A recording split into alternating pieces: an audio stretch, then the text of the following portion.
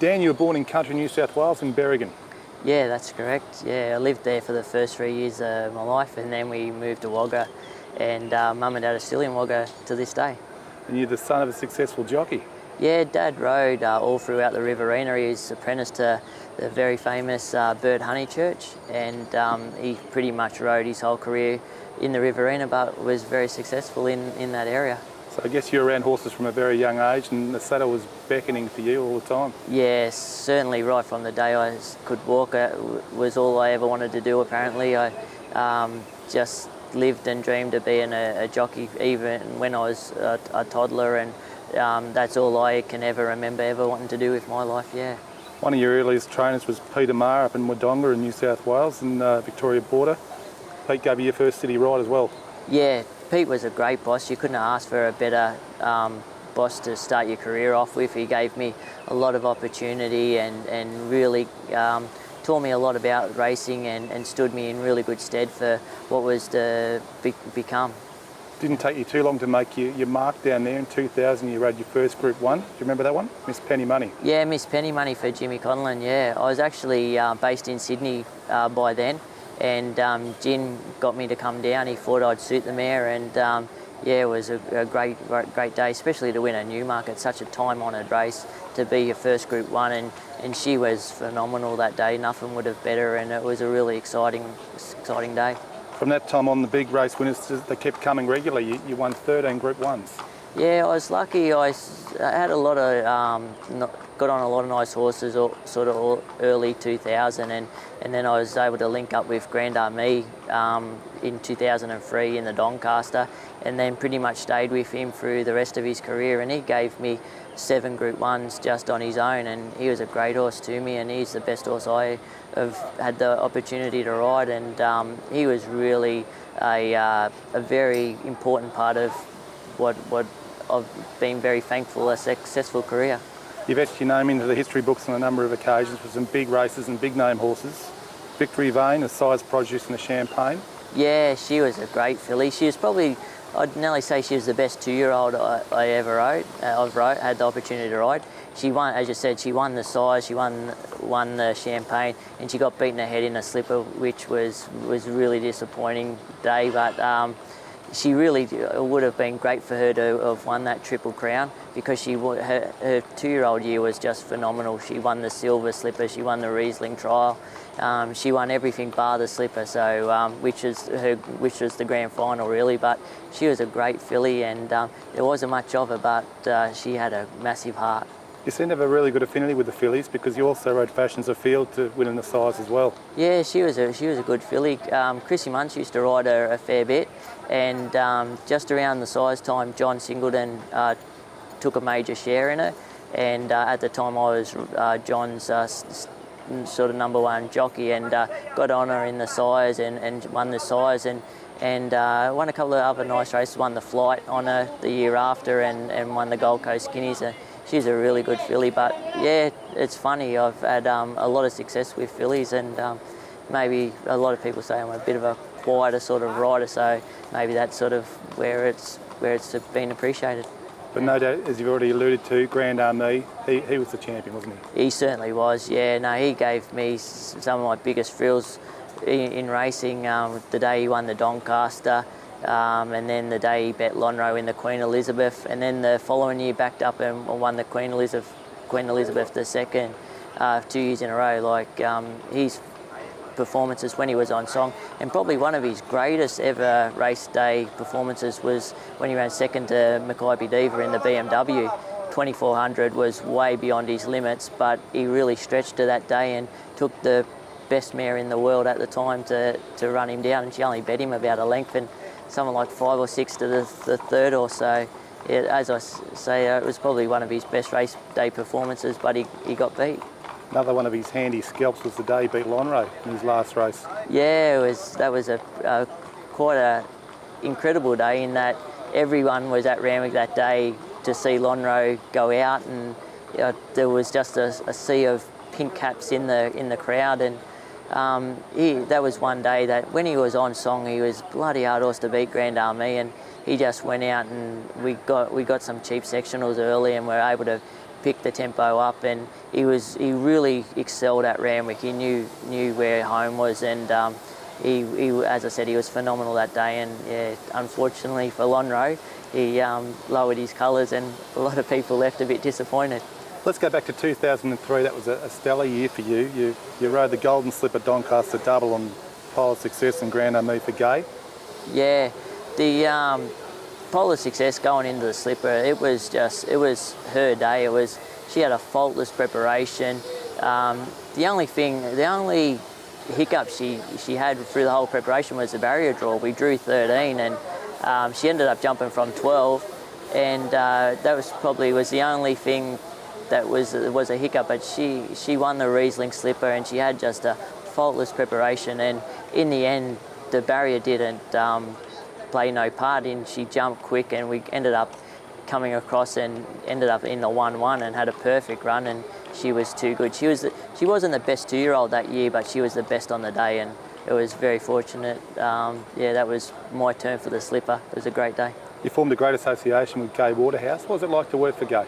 Gay was remarkable. She's such a great ambassador for racing, and she's a great trainer. She's at the track every morning. She's got an amazing work ethic. She never stops, and I rode for her for about 10 years, and I can't say anything but praise for Gay. She taught me a lot about racing, life, and just instilled a strong work ethic in the people around her, and a positiveness that from her that overflowed into you, which gave you great encouragement and great positiveness to take onto the racetrack. And you always knew you had her confidence, and that was a great thing that enabled you to ride at such a level.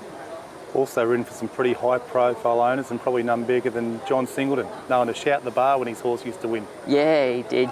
John's a very colourful character, and I rode for him for about 5 years. And our biggest success, we won the Magic Millions 2-year-old. That was when he was still very heavily involved in the Magic Millions, and that was one of probably most satisfying achievements in my career, was the confidence and the support that John gave me over those years to pay him back to win more or less his race at that time was very satisfying. Yeah. I think that would have been Mirror Mirror. Mirror Mirror, correct, for Clary. Yeah.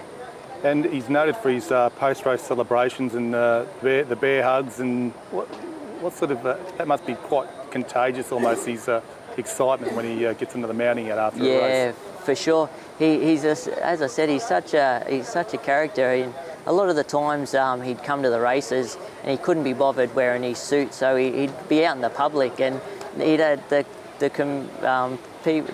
committee or the people at the track, they'd have to usher him in, so to speak, because the security wouldn't let him in because he didn't have his suit on or whatever. And some of the post-race celebrations, were great times.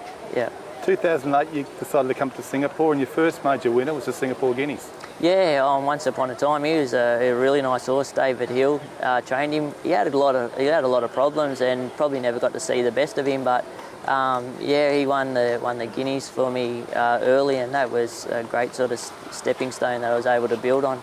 And it didn't take too long. You formed a great association with Michael Freeman, who was the new trainer up here, but the winners started to come quite freely. Yeah, me and Michael had a really good association. I rode for him probably full on for close to 2 years, and I think I rode close to, I'm not sure, 60 or 70 winners for him in that time, and we had a lot of luck. And a highlight was, even though we never won, but we travelled to Dubai together with Better Be the One, and went in a head-to-head of winning the Alquoz Sprint, and that night, just being a part of the World Cup night was something that I'll always remember, and always be grateful and thankful to Michael and the owners, Better Be the One, for giving me that opportunity. Well, looking back on that night, it was a huge night. I think there was a huge sandstorm coming through just as the race started.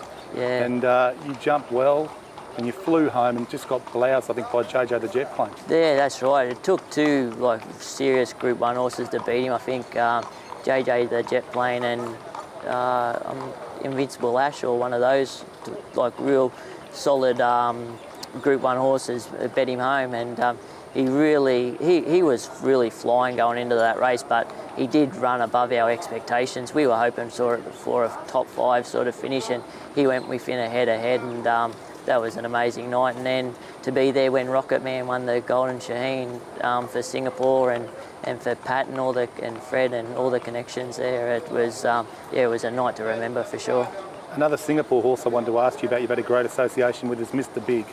Yeah, I was fortunate. I rode him in all his 2-year-old career and won the 2 major 2-year-old races up here, and he's been a phenomenal little horse, and he's had a great career, and you've seen what he's done. His record speaks for itself.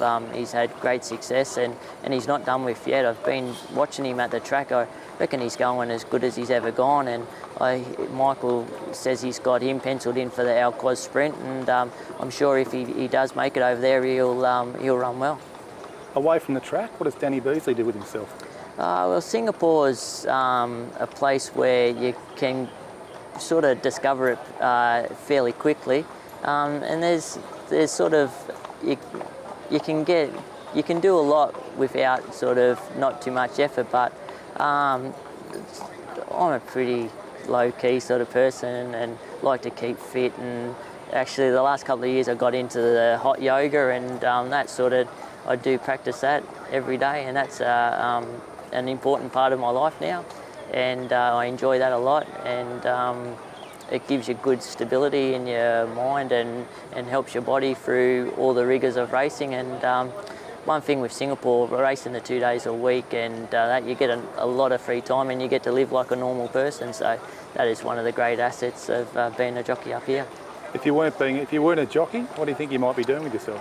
I ask that question every day. Like, I'm 37 now, and I think I always said if I rode to about 40 or 45, that would probably see me out. So that's not getting far away, and I always wonder what I might do, and I haven't come up with anything yet. And as I said earlier in the interview, from whenever I can remember, all I ever wanted to do was be a jockey. So it's going to be hard to hang up the boots one day, but I suppose you've got to do it, and hopefully I would say 99% I'll stay in the industry in some form, but where that is or what that takes place, we'll just see what happens. You've certainly come a long way since you rode your first winner back in Corowa over 20 years ago. Yeah. What about a horse that we might be able to keep an eye out for the future here in Singapore? Yeah, there's some nice horses coming through. I've got some riding some nice 2-year-olds coming up, and there's nice young horses. I'm riding a really nice 2-year-old at the moment called Midnight for Elvin Tan. He's a written tycoon. He hasn't even trialled yet, but he could be a horse that hopefully come sort of the back end of the season we might be able to line up in the Magic Millions Trophy or something like that.